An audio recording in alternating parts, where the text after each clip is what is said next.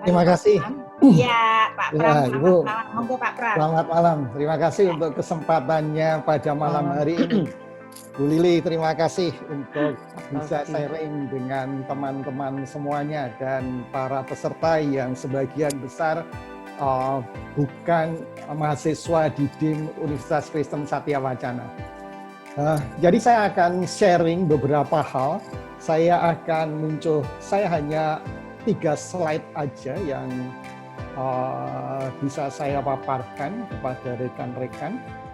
Nanti bisa didapatkan filenya ke Mbak Risa. Oke. Jadi semuanya terkesan dan saya terkesan dengan Bu Lili. Jadi ini foto yang tidak akan terlupakan begitu ya. Sehingga mendampingi saya sampai akhirnya gitu. Jadi kenapa saya memberikan sebuah tema ini pada malam hari ini, The Bridge for Me, My Promoter and My Logic. Karena ini sebuah proses yang saya alami ketika saya studi dari S1, S2, dan S3, khususnya S2 dan S3 di Universitas Kristen Satya Wacana. Bagaimana kita bisa menjalani sebuah proses ini sehingga kita bisa menjadi seperti ini. Nah, ini rekan-rekan yang ingin meneruskan S3 ataupun yang saat ini lagi on the way tadi Bu ya, sehingga bisa mempercepat prosesnya. Ada 3 hal di dalam sebuah proses untuk dapat memahami sebuah proses disertasi. Yang pertama, saya bicara tentang design thinking. Jadi begini, seringkali perusahaan-perusahaan mengatakan nggak ada link and match antara lulusan S1 dengan perusahaan. Saya katakan memang tidak ada karena kita bukanlah lembaga pendidikan vokasi. Tidak ada. Nah, kenapa tidak ada? Saya selalu mengatakan lulusan S1 di semua universitas atau perguruan tinggi itu adalah mereka belajar tentang konsep berpikir. Ini yang penting. Belajar tentang konsep berpikir. Sehingga kalau S1 semakin banyak pengajarnya seorang dokter yang pandai-pandai, yang hebat-hebat, maka lulusan S1 itu memiliki konsep berpikir yang benar. Ketika anak-anak S1 dibimbing oleh orang-orang yang tidak berkualitas, maka konsep berpikirnya akan tidak baik. Dan ketika masuk di dalam sebuah perusahaan, akan terjadi kesulitan di dalam memahami proses berpikir di dalam dunia kerja. Sehingga tidak ada link and match, tidak diperlukan karena proses konsep berpikir. Yang kedua adalah tentang sekolah S2, khususnya Magister Manajemen. Jadi kalau bicara soal studi MM, itu yang terpenting adalah belajar tentang strategi. Karena eksekusinya itu ada di dalam pekerjaan kita. Jadi yang dibutuhkan di universitas, dosen-dosen magister manajemen dan yang lain, magister yang lain, dibutuhkan banyak dosen yang merupakan seorang praktisi. Karena mereka akan belajar tentang eksekusi. Dan proses eksekusinya ada di dalam dunia kerja mereka. Nah, ini yang dibutuhkan. Sedangkan ketika kita studi S3 adalah kita belajar teori. Bagaimana kita membangun sebuah teori, dan teori itu berkontribusi di dalam kehidupan masyarakat. Nah, ini yang mau saya tekankan, seringkali tidak terjadi proses pembuatan disertasi tanpa berkontribusi pada dirinya menjadi seorang ahli tertentu dan tidak berkontribusi dalam kehidupannya. Oleh karena itu perlu belajar tentang design thinking. Salah satu contoh anak saya yang sebentar lagi mau ujian skripsi, ketika dia mau membuat skripsi, dia harus menggunakan design thinking. Yaitu pertama-tama belajar tentang empati. Apa sih yang dibutuhkan masyarakat? Apa yang bisa saya bantu untuk kehidupan masyarakat? Sehingga skripsinya betul-betul berguna bagi masyarakat. tidak hanya sekedar sebuah tulisan, sebuah artikel, sebuah karya tulis yang sama sekali nggak bermanfaat. Ini harus dimulai di dalam dunia perguruan tinggi.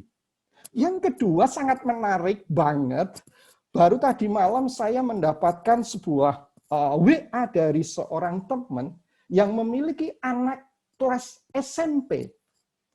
Seorang anak SMP diminta membuat sebuah karya tulis. Karya tulisnya berjudul adalah Being Vegan is not mistake. Mistake itu MI-nya kecil, stick-nya itu besar, STA stick gitu. Jadi diplesetkan. Bayang, itu anak SMP. Ketika ditanya, Anda dapat dari mana model dan pemikiran itu? Mungkin kita kaget. Anak SMP ini membaca Harvard Research.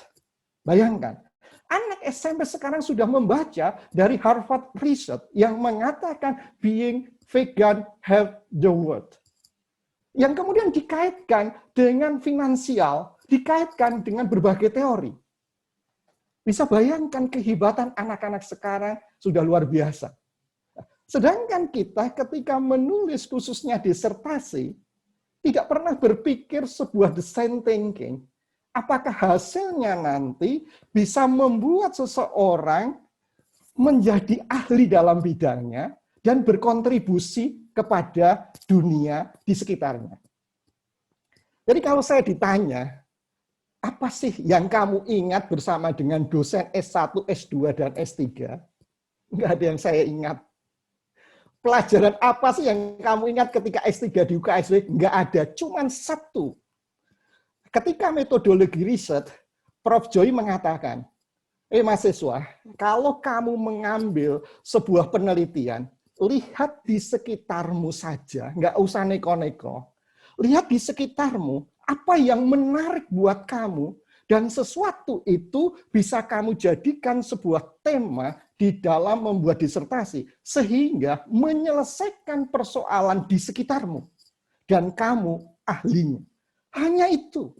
Pelajaran lain nggak ada yang saya ingat. Nah, ketika saya belajar tentang itu, hari ini kita tidak belajar design thinking secara utuh, tapi ini saya mohon para dosen mengajarkan kepada mahasiswanya. Sehingga ketika mereka menulis skripsi, mereka menulis tesis, dan bahkan disertasi, adalah memiliki sebuah kontribusi bagi masyarakat di sekitarnya dan kontribusi bagi dirinya. Yang kedua adalah logical thinking. Logical thinking. Begini, tadi Bu Dekan mengatakan, orang cepat lulus dan tidak, semuanya tergantung dua-duanya. Jadi tidak hanya tergantung pada mahasiswanya saja, dan rekan-rekan tadi yang sudah melakukan testimoni, bahwa ada sebuah link and match antara seorang mahasiswa dan promotor maupun co-promotor. Nah, ini betul. Jadi yang menjadi persoalan buat metodologi riset S1, S2, dan bahkan S3, terlalu banyak teori. Jadi tidak mengajarkan sebuah logical thinking. Apa yang dimaksud logical thinking di sini? Rekan-rekan nanti bisa baca dari Dr. Carl Albert. Bagaimana desain logical thinking ini? Begini, logikanya begini. Jadi kalau Bapak Ibu di sebuah perusahaan tertentu, saya sebut aja yang Bapak Ibu kenal, misalnya Astra. Kalau dulu saya bekerja di Danamon, Astra gitu. Kalau Bapak Ibu menerima karyawan sudah level supervisor up dari Astra, Bapak Ibu akan tahu bahwa itu lulusan Astra. Itu jebolan Astra. Kenapa? Karena mereka membuat presentasi, mereka menunjukkan dirinya dengan logical thinking yang sudah menjadi budaya di dalam perusahaan itu. Jadi tahu persis. Oleh karena itu, universitas harus membuat logical thinking di dalam membuat skripsi, tesis, maupun disertasi. Logical thinking ini harus dimiliki oleh semua dosen dan kemudian dipahamkan kepada para mahasiswanya yang mau mengambil tesis maupun disertasi. Kenapa? Begini, saya berulang kali berdiskusi dengan Bu Lili dan Prof. Kris. Ada kalanya tidak match antara yang dipikirkan Bu Lili dan yang saya pikirkan. Kenapa ini? Saya mau pelajarin ini. Jadi begini, Bu Lili itu sudah setiap hari pegang skripsi, mereview tesis, mereview disertasi.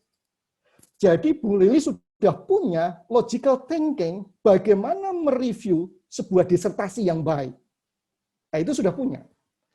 Sedangkan saya sebagai mahasiswa yang ngerjakan disertasi, saya punya logical thinking itu berbeda dengan apa yang dimiliki promotor saya.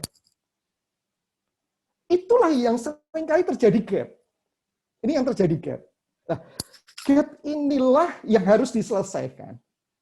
Oleh karena itu, pada satu titik tertentu, Bu Lili mengatakan, Pak Pram, yuk kita ketemu dengan promotor Prof. Kris untuk menyamakan persepsi tentang disertasi Pak Pram. Itulah proses penyamaan logical thinking antara kopromotor, promotor, dan mahasiswa. Disitulah letak kesenjangan yang terjadi di semua mahasiswa.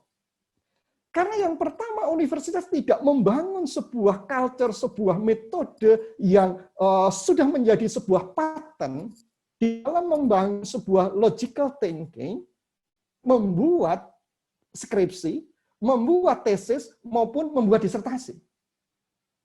Kalau itu belum menjadi sebuah metode yang berbudaya, maka saya mau katakan, kalau kita mendapatkan seorang promotor atau kopromotor, temui, kemudian samakan logical thinking-nya. Kalau sudah sama, baru kita menyusun dari tahap pendahuluan, bab 1, bab 2, bab 3, dan seterusnya. Tapi ingat, tidak hanya sekedar menyusun. Nah, logical thinking ini menjadi penting supaya tidak ada gap. Ini mempercepat, menurut saya, mempercepat sebuah kolaborasi antara promotor, kopromotor, dan mahasiswa. Nah, di sini letaknya.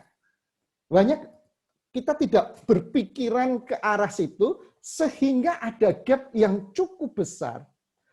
Oleh karena itu, di dalam logical thinking ini ada sesuatu penalaran yang sama antara promotor, kopromotor, dan mahasiswanya. Nah, apa yang terjadi seringkali rekan-rekan dengarkan, oh iya kok, promotorku ngomong begini, kopromotorku ngomong begini, nggak kelar-kelar. Yang satu ngomong gini, yang satu ngomong begitu. Ini keluhan banyak mahasiswa. Saya mencoba mencari letaknya di mana ya. Jadi saya bersyukur kuliah di Universitas Satya Wacana karena kopromotor saya Bu Lili sangat punya waktu untuk berdebat, berdiskusi baik melalui online maupun bertatap langsung. Demikian juga promotor saya Prof. Kris Tantius gitu. Duduk bersama itu menyamakan logical thinking kita. Kalau itu sudah sama, rekan-rekan mau menulis skripsi, tesis, maupun disertasi adalah sesuatu yang mudah. Nah, itu yang kedua. Yang ketiga, apa yang dimaksud dengan self-coaching? Nah, ini. Jadi, saya heran kalau ada seorang mahasiswa S3 mengalami kesulitan mencari artikel atau jurnal. Herannya baru saya temukan ketika saya belajar banyak tentang proses membuat disertasi. Kan orang mengatakan disertasi yang hebat itu adalah disertasi yang selesai.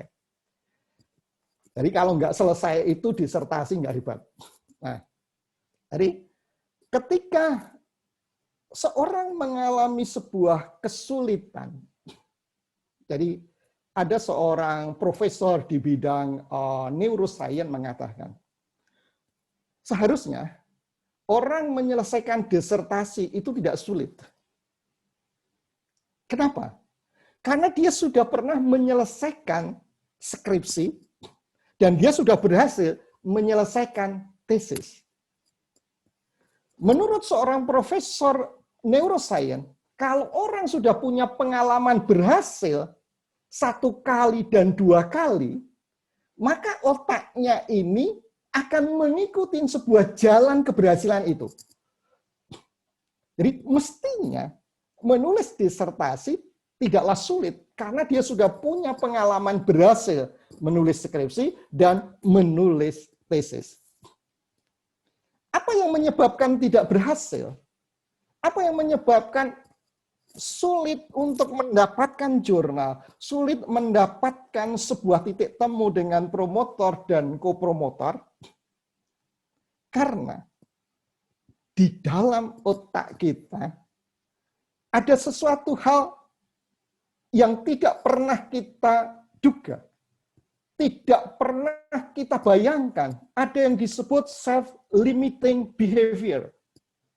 Jadi ada sesuatu hal yang menjadi kecemasan. Ada yang membuat kita merasa insecure. Ada yang membuat kita merasa mengontrol diri kita terlalu jauh. Gitu. Jadi masalah-masalah itu membuat kita tidak memiliki sebuah wawasan yang baru. Itu yang membuat orang berhenti berpikir, orang berhenti untuk tidak meneruskan disertasi. Orang berhenti tidak menemui promotornya. Gitu kan? Jadi kecemasan, insecure, ketidakamanan, controlling life-nya terlalu tinggi, itu harus dilepaskan. Kalau itu sudah dilepaskan, maka kita merasa bersyukur, bahagia, dan kondisi bahagia itu kita menemukan paradigma baru, menemukan sebuah alternatif baru yang kita butuhkan untuk menyelesaikan disertasi. Nah, oleh karena itu, dalam sejarahnya sebenarnya seorang promotor, kopromotor, seorang pembimbing skripsi, tesis, dan disertasi adalah seorang coach. Karena peran seorang pembimbing, promotor, dan kopromotor, seorang coach, dia tahu persis atas kecemasan, atas ketidakamanan dalam pikiran, sehingga mahasiswa nggak ketemu. Karena nggak ketemu, dampaknya apa? Logical thinking-nya juga nggak ketemu. Ini. Kenapa saya katakan ini? Saya terima kasih dengan UKSW, karena saya sekarang juga sebagai orang dosen, dan saya mempraktekkan ini.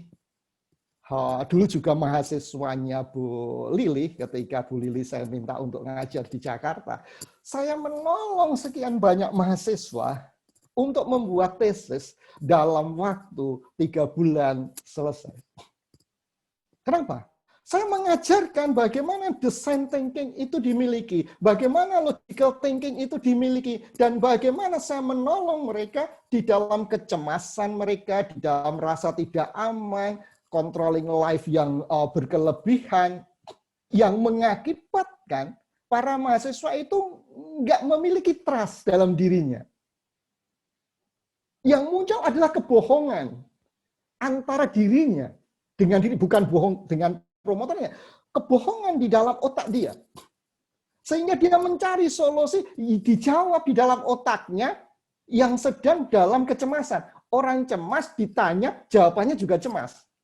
Nah, inilah yang disebut sebuah teknik self-coaching. Jadi, buat saya, teman-teman yang sedang memiliki sebuah tantangan untuk menyelesaikan disertasi, harus dilakukan proses self-coaching. Karena ini sangat penting, karena ini akan membuka wawasan dia, akan membuat cara berpikir dia untuk menyelesaikan segala sesuatunya. Nah, design thinking, logical thinking, self-coaching ini merupakan sebuah dissertation proses. Jadi Bapak Ibu nanti bisa baca tentang dissertation proses Curtis Brand PhD. Jadi keempat hal ini ada teorinya dan saya sudah mencoba untuk mempraktekkan kepada mahasiswa dan berhasil. Nah, ini.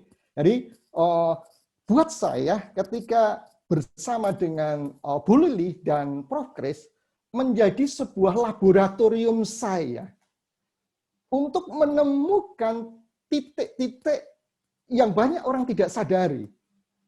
Baik itu dari sisi universitas maupun dari sisi mahasiswa. Karena tidak ada feedback yang seringkali mahasiswa berikan kepada universitas. Nah, kali ini kesempatan saya memberikan feedback pada universitas. Ajarkan design thinking kepada mahasiswa, ajarkan logical thinking, dan buat satu metode logical thinking yang disepakati di dalam universitas atau di FEB. Sehingga semua dosen siapapun, profesor siapapun harus memiliki kerangka logical thinking yang sama. Sehingga nggak ada lagi profesorku ngomong begini, kopromotorku nggak ada lagi. Karena semua sudah memiliki logical thinking yang sama.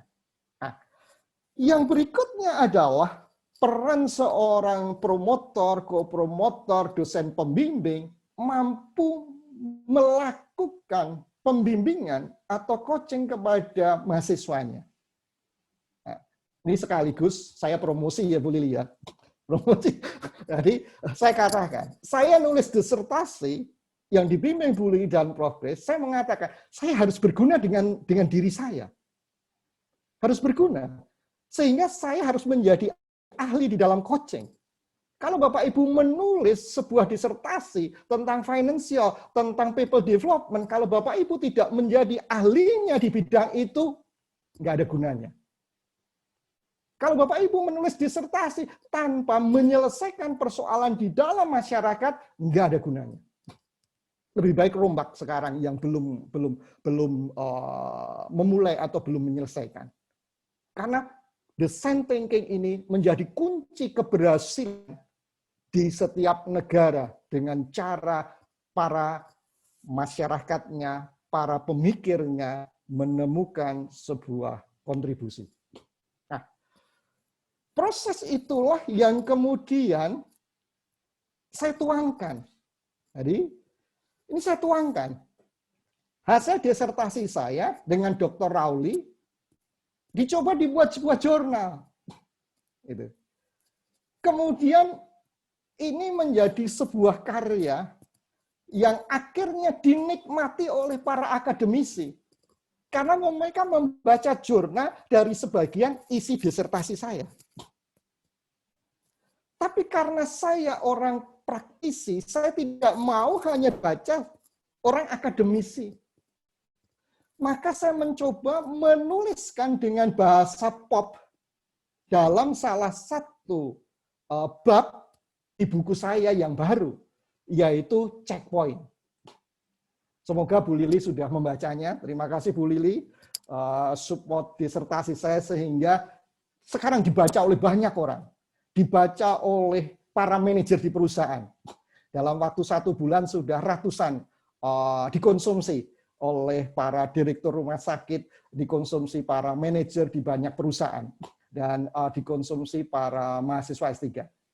Jadi, bagaimana sebuah disertasi itu menjadi jurnal, kemudian jurnal itu menjadi buku pop, yang akhirnya masyarakat tahu, oh ternyata disertasi ini punya dampak berkontribusi bagi dunia usaha, bagi dunia pendidikan, bagi karyawan. Jadi promosi lagi, Bapak Ibu kalau nggak baca ini rugi buku ini. Dan khusus buku ini saya persembahkan untuk Universitas Kristen Satya Wacana. Jadi persembahan untuk Universitas Kristen Satya Wacana. Jadi ini sebuah karya di mana proses saya bersama dengan Bu Lili dan Prof. Kris. Banyak saya menceritakan hal itu. Sekaligus buku ini memberikan sebuah feedback kepada para pendidik, khususnya para dosen universitas.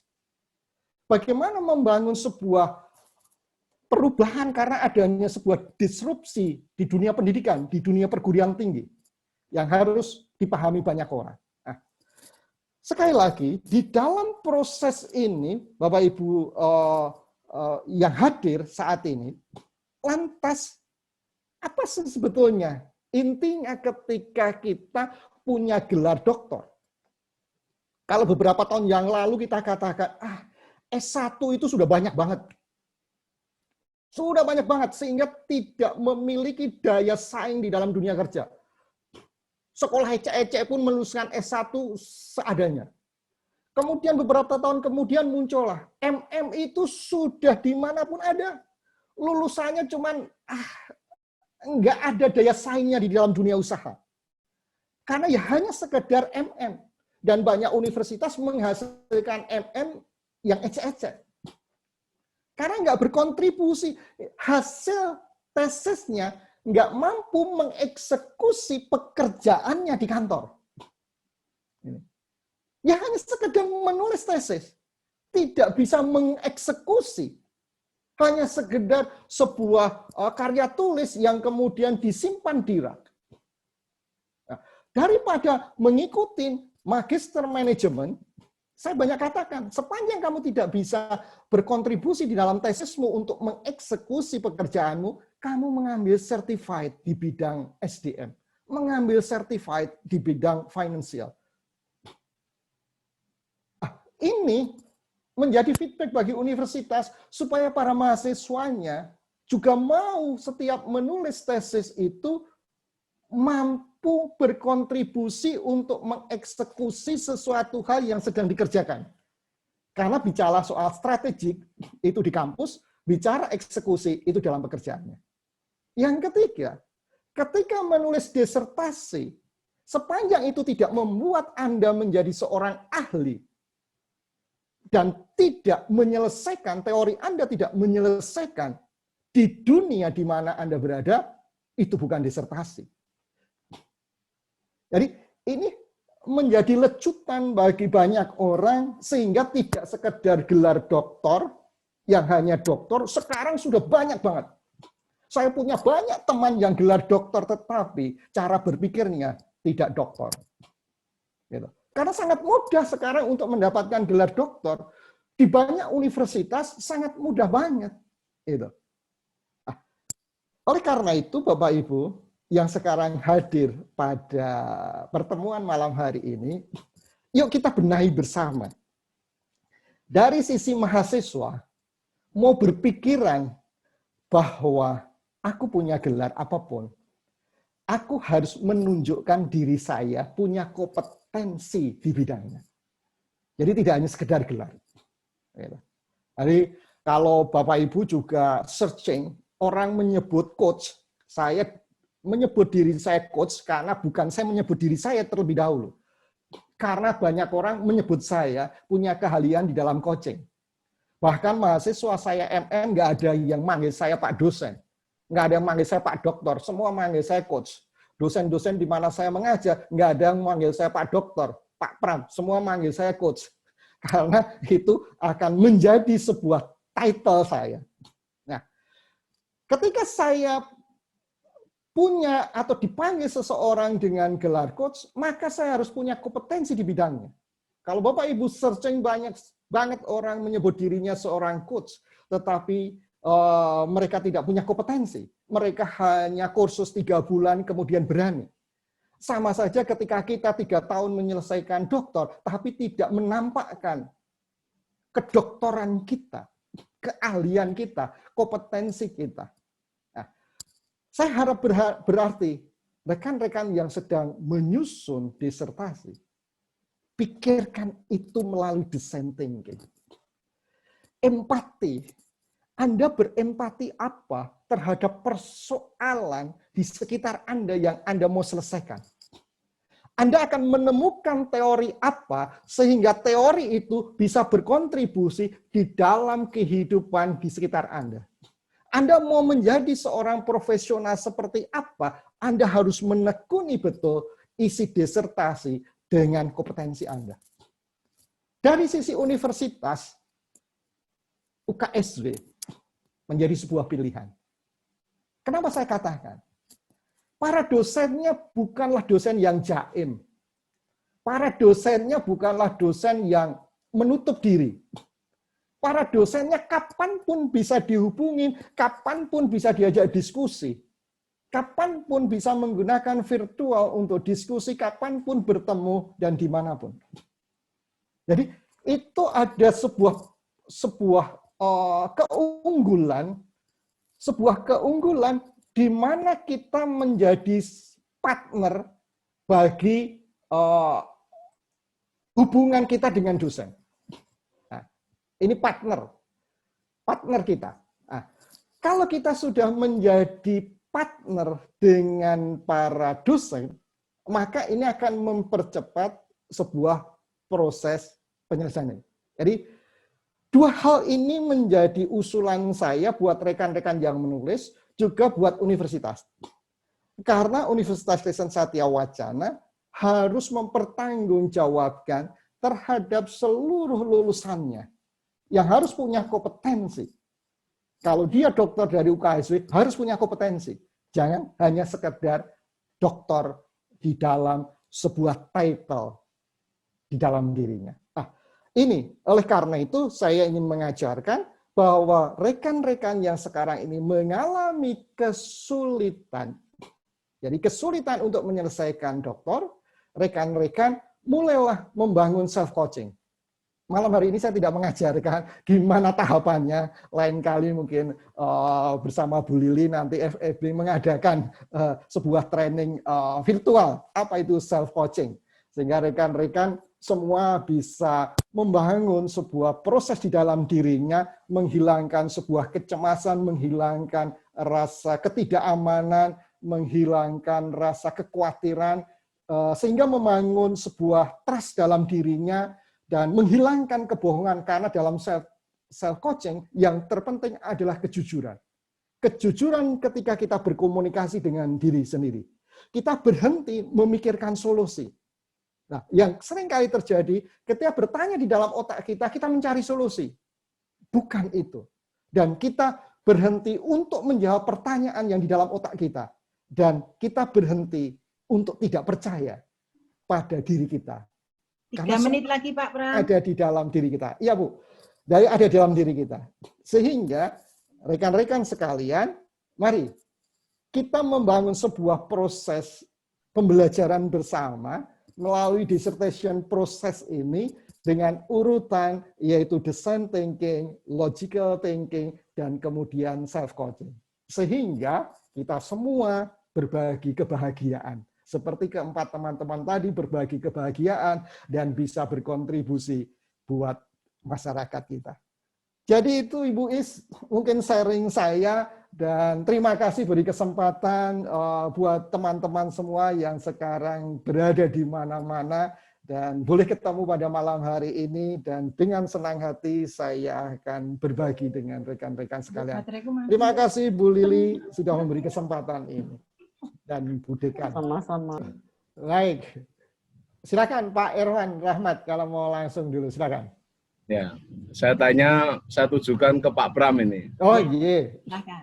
Jadi tadi kan Pak Pram menyampaikan banyak hal lah. Pada zona aman itu orang biasanya tujuannya sudah tercapai.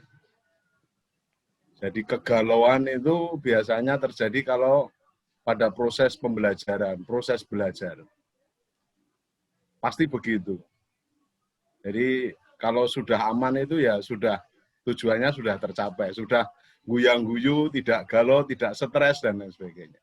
Situasi stres itu tatkala proses menuju itu. Nah, mengatasinya seperti apa, Pak Pram?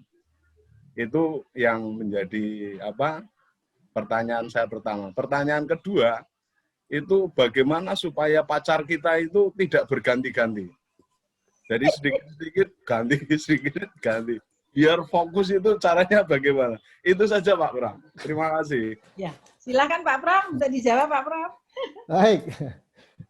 Jadi setiap orang itu memiliki kecemasan.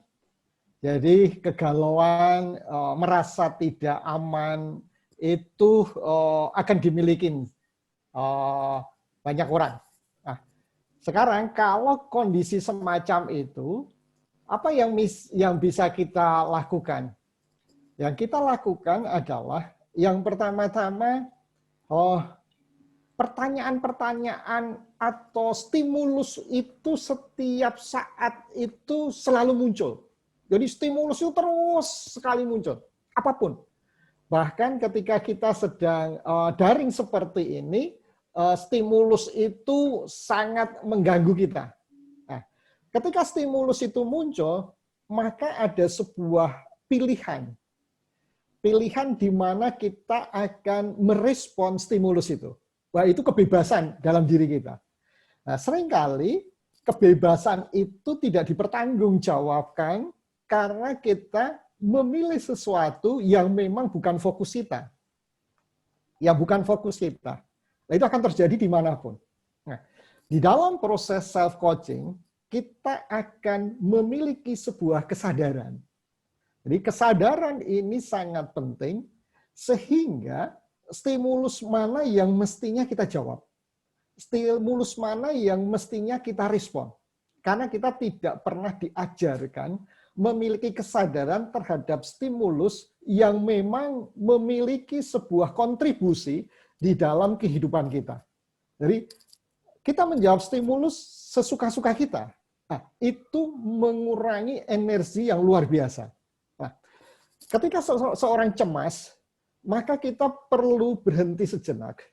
Karena kecemasan itu akan menjadi blocking, mental blocking dalam diri kita. Jadi seorang calon dokter aja cari jurnal yang gampang, atau tadi Bu Lili katakan, ini sudah diberi waktu 2 bulan, datang-datang hanya diganti 1 kalimat. Itu terjadi, siapapun bisa terjadi. Karena mental blocking. Dia nggak tahu apa yang mesti dilakukan. Benar-benar nggak tahu. Dan itu terjadi siapapun. Ya karena kecemasan, dan dia mencari solusi. Orang cemas nggak mungkin menemukan solusi. Kalau kita belajar dari Archimedes, begitu dia nyemplung di air, dia keluar, eureka. Karena dia tidak mencari solusi. Nah, itu ada tahapannya, Pak Irwan. Monggo, nanti kapan-kapan FIB mengadakan. Itu ada tahapannya untuk menyelesaikan itu melalui self-coaching. Jadi banyak perusahaan yang sekarang keliru. Mau saya katakan keliru begini, karena saya sudah di berbagai lintas perusahaan. Jadi dulu saya juga mengalami kekeliruan. Saya mengajarkan teknik coaching kepada manajer, supaya para manajer bisa mengcoach para stafnya, supaya staf itu mampu berkinerja dengan baik. Persoalannya adalah bahwa para manajer itu tidak mampu melakukan coaching dengan benar. Itu yang pertama. Sehingga kinerja tidak naik. Yang kedua, sekarang kaum milenial itu tidak bisa di-coaching. Mereka itu nggak mau ditanya-tanya. Nah, ini yang menjadi gap di banyak perusahaan. Nah, gap. Oleh karena itu, saya belajar memperbaharui keilmuan saya, maka yang diperlukan adalah self-coaching. Jadi seluruh anak-anak milenial, nanti kami akan kenalkan, saya sedang membuat buku namanya Spider-Man Effect. Dari Spider-Man Effect ini jadi buku saya, sebentar lagi mungkin terbit begitu ya. Gimana seseorang itu bisa mengcoaching sendiri, seperti Spider-Man mengcoaching dirinya sendiri. Kalau dia nggak mengcoaching dirinya sendiri, Spider-Man itu nggak bisa nempel-nempel kemana-mana. Karena yang terjadi kecemasan. Itu yang terjadi. Nah, ketika kecemasan, rasa aman itu dibongkar, maka dia akan memiliki self-trust. Ketika dia memiliki self-trust, dia bersyukur pada dirinya. Ketika dia bersyukur, dia bahagia. Kalau dia bahagia, dia menemui banyak alternatif untuk menemukan solusi yang tidak pernah dia pikirkan.